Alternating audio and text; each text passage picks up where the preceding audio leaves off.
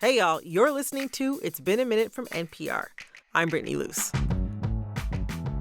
Today on the show, we want to celebrate a beloved icon who we think deserves way more credit than she's been given. She's a goddess of fashion, a style muse, a mother of the rap game, and the original Queen Bee, Lil Kim. I mean, she really set the stage for self-presentation and female rap. Scarlett Newman is a fashion and culture writer and someone I'm happy to call a friend. She's also a big fan of Lil Kim. How would you characterize Kim's long-lasting fashion legacy? Artistic, unapologetic, wrote the playbook. I mean, she influenced a generation of young girls to high fashion brands. You know, that is a fashion icon. If you think about the biggest women rappers of our time, Cardi B, Thee Stallion, Nicki Minaj, their style, that mix of attitude and high fashion, the multicolored wigs, skyscraping heels, the logos everywhere, that all started with Lil Kim. Could you tell me about your earliest memory of Lil Kim? It's got to be that asymmetric VMA lavender bodysuit with the pasty.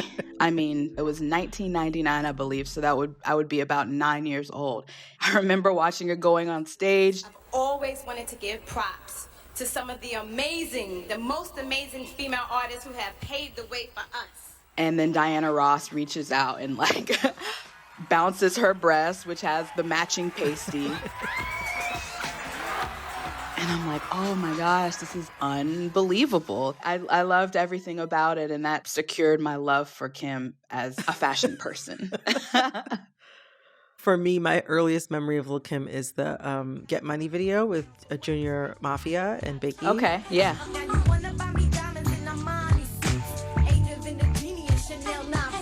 She looked incredible in the video. She's got this really cute bob length wig with some blondish highlights. Yeah. She's got this sexy red dress on and this really big, plump fur coat on. She looks incredible. And I was just like, okay, how do I get a lifestyle like this? I know. It's so aspirational. That's one of the biggest things is aspiration. Today, we get into how Lil Kim charmed the luxury design houses, got the biggest names in fashion to literally bow down, and pioneered the fusion of hip-hop and high fashion. Plus, we go through some of her most legendary fits. After a quick break.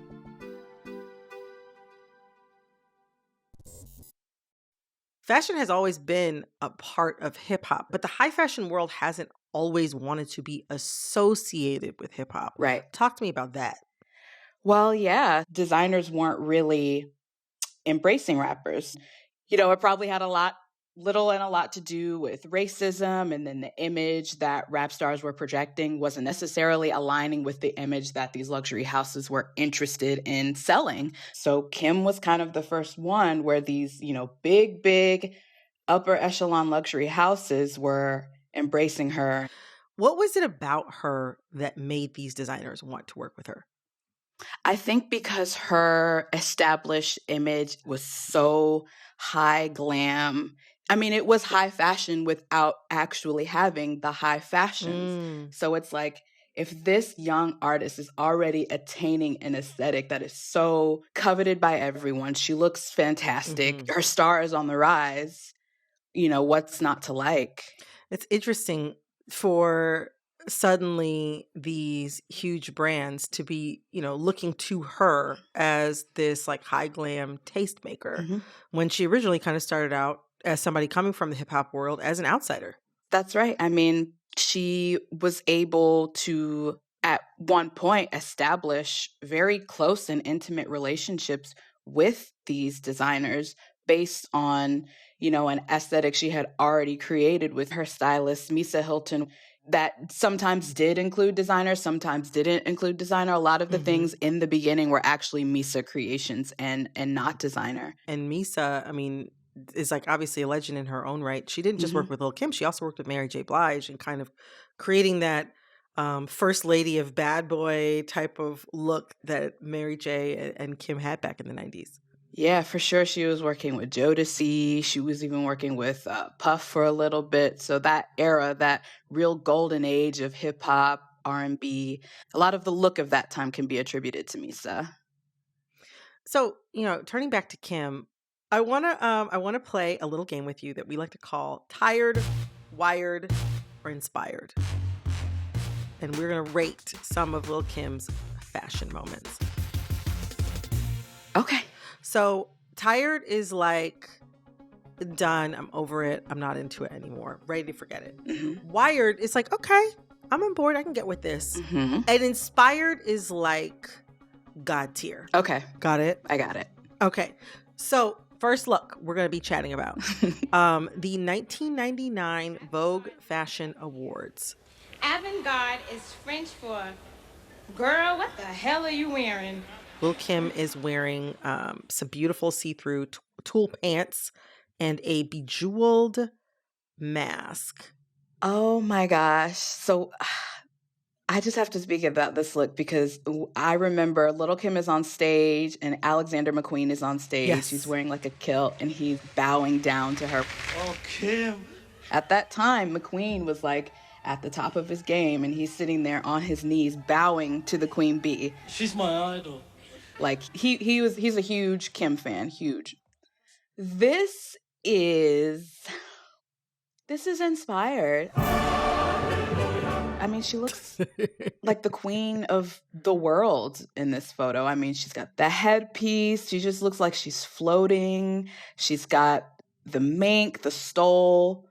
I mean, she looks like a fairy princess. This is very inspired. This is God tier for Kim for sure. 100% agree. It's so funny. I'm like, I feel like I took these looks for granted when I was growing up. Oh, totally. I look at this now and I'm like, I wish. I mean, she looks perfect. She looks like a showgirl. She looks like Barbarella. And it's all happening at once. Yes. Head to toe, sparkle. Yeah, absolutely. Okay. Now we are going to look at another look of Kim's. From the 2002 Grammy Awards, Lil Kim is wearing a Chanel red and white biker look, complete with a Chanel biker helmet. She's got the red and white outfit. She's also got the red hair. Tell us a little bit about your outfit here. What inspired this? Do you ride? Well, I ride on the back. Listen, this is wired, honey. She was giving Motomami before Rosalia could say her first words. I mean, who's carrying a motorcycle helmet on the Grammy Award carpet? Never seen anything like that before. The Chanel, Kim loves Chanel. I think Chanel is probably her top brand, so it just makes too much sense. Karl Lagerfeld loved Kim, embraced Kim. He was one of the ones that told her, hey, I'm designing collections around you. So any Kim and Chanel is wired. 10 out of 10 for me. Wait, would you say wired or would you say inspired? 10 out of 10, I feel like it's inspired. You can choose inspired again. Yeah, it's inspired, but also wired because it's like, I'm wired. This is relevant. Like, this was iconic in the past. It's just, it's everything. It's hard. Yes. Okay, so now looking at one more look. Lil Kim monogrammed her hair with Versace, this beautiful Versace logo. It is on a gorgeous blonde wig. I mean, hair, it's not like paper. No. It's not the most stable material to be working on if you want to preserve an image. And yet, this is absolutely perfect. What do you think, Scarlett? Yes. So this platinum wig with the Versace Greek keys going down the bang and the sides, this is inspired. Like, who is doing this? Who is thinking about this? I mean, this wig was designed by Dion Alexander, who designed a similar one for her that had a Chanel logo on it. And it was with a stencil cutout and magic marker. What? I mean, it looks... No way. This looks like it's thousands and thousands of dollars. No, she cut out on tracing paper. And you can imagine how thin tracing paper is. Cut out these Versace Greek keys. And that's an intricate pattern. Set it on top of the wig. Took magic marker. did her thing, and history was made. This is inspired. Like, come on. Oh my gosh. I can't I'm never gonna get over the fact this is done with magic marker. This is perfect. Oh, yeah. Literally everything about this is perfect. I know. It's funny how you can see all these looks being remade and recycled by the leading ladies of today. That's right. And like you mentioned, like you can't help but see someone like Rosalia on the cover of Motomami. Where else do you see Kim's fashion legacy shining through today? For sure, the strongest is among this burgeoning class of rap girls. I mean, we have Carisha and JT of City Girls. Mhm. Like you mentioned, Cardi B, who, paid direct homage in a Louis Vuitton sprayed logo hairpiece. Lotto, and Right. honestly, even a veteran like Nicki Minaj. I mean, Fendi prints on. Nicki is heavily associated with Fendi. A lot of these girls are very logo forward in the same way Mhm. that Kim was. It's so aspirational. It's like, you see these logos on me, you see me, I'm spending money on this, or the designer is sending to me directly. I mean, Kim is mother at this point, for sure. Coming up, how Kim's style was way ahead of her time and still underappreciated today.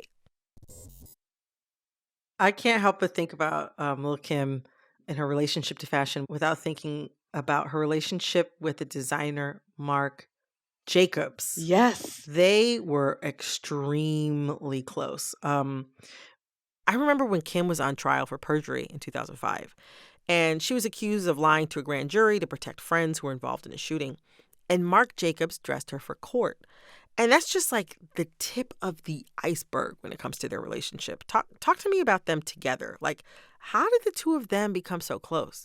Well, Marc was certainly one of the first designers to really embrace Kim, and they established this really strong rapport off the bat. And it wasn't just benefit by association. Like, these two were they were good friends. Like, she's told stories about how she would go to the atelier and bring Marc lunch for the day, and Marc would take her to the warehouses and show her about garment construction and teach her about like how the industry works and how collections come together.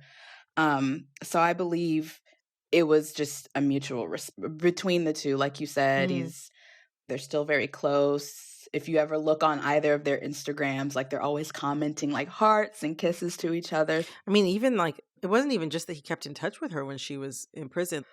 Like, he would send her pictures that he had drawn. He really found creative ways to stay in contact with her, even through what was probably a challenging time. Yeah. And during that same time, Marc Jacobs became the creative director / designer for Louis Vuitton. And Kim loves the labels, so she was always getting LV gifts from him in addition to Marc Jacobs. So I love their relationship. Something I keep thinking about as we're discussing like some of Kim's greatest hits in the fashion department is how many of these photos of Lil Kim's outfits would end up on those worst dress lists. Oh my gosh. You remember? Whether it was E! Fashion or People magazine or whoever. Totally. Kim was always on those, or at least very, very, very frequently. It was rare to find her on a best dress list, but it was not an unusual occasion to see her on the worst dress list. Right. So I think it obviously says that she was eons ahead of what anybody could even imagine. I mean, that always happens in pop culture. Like, if we don't understand it right then and there, it's just deemed as bad or ugly. But now Kim is on everybody's mood boards, and things that maybe we couldn't understand back then have a certain timelessness that applies to now and the way that people want to dress. I just hope that one day that she will receive that CFDA Icon Award, because she certainly deserves it. I mean, it's... Hold on, wait.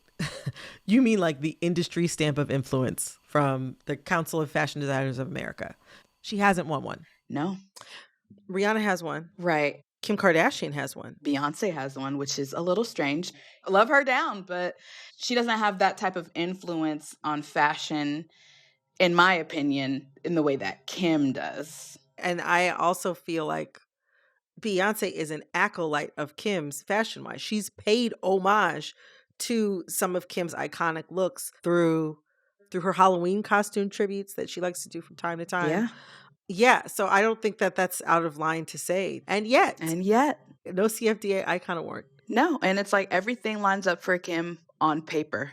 I mean, just objectively speaking, this person should have been a recipient for this award. I mean, you have Karl Lagerfeld, again, McQueen, Marc Jacobs, Giorgio Armani speaking it out that this person has influenced my collections. And I hate that it has to be in the hands of the CFDA, but she deserves that. Like, who deserves it more?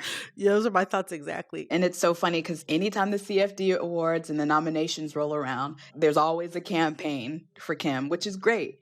I'm glad that the fans take to Twitter and Instagram and rally for her every single year and give the receipts and give the quotes from the designers. But is it overdue? 100%. You and I are 100% in alignment on that. And I'm like, we need to get Kim this award, okay?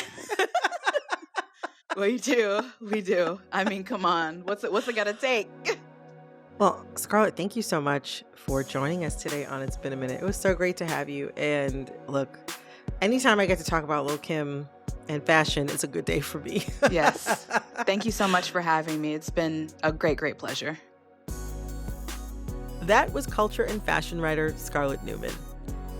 I've been reflecting in the days since our conversation, and the fact that Lil Kim has never been properly recognized by the CFDA has become a point of irritation for me. But when you think about it, it makes perfect sense.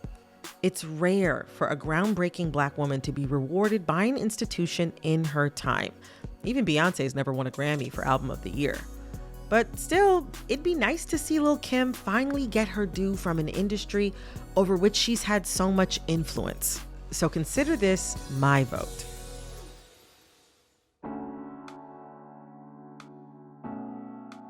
This episode of It's Been a Minute was produced by Barton Girdwood and Jessica Mendoza. It was edited by Jessica Plachek.